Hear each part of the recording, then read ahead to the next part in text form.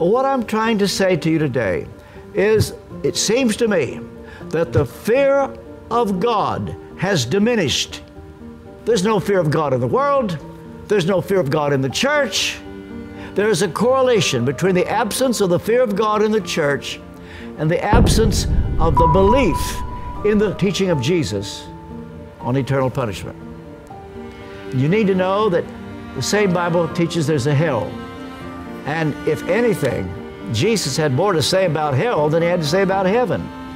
But in order to avoid eternal punishment, because I think there's a feeling it doesn't bring in much mail, doesn't bring in a lot of posts with money in it for this preaching of eternal punishment.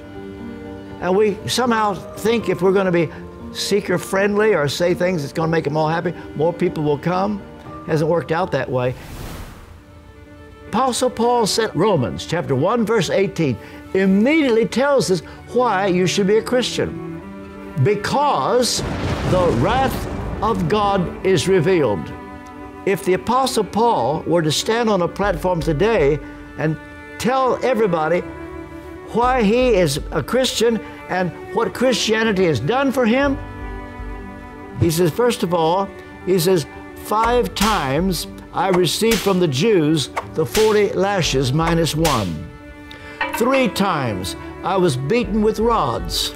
Once I was stoned. 3 times I was shipwrecked.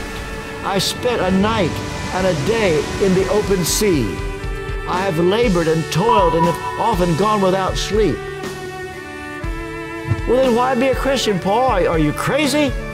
If it's done that for you, why? Oh, he said, we must all stand before the judgment seat of Christ, give an account of the things done in the body, whether they are good or bad, knowing the fear of the Lord we persuade men. Why should you be a Christian? Because you think it will make you happier. Not because it's going to make you happy, not because it's going to give you a better job, heal your marriage. That's not the reason Jesus died on the cross. But the reason Jesus died on the cross is that you might go to heaven one day and not to hell. Don't go to hell. It's worse than anything that can be said about it. It's horrible. It's horrible. Jesus talked about heaven to come and warned of eternal punishment.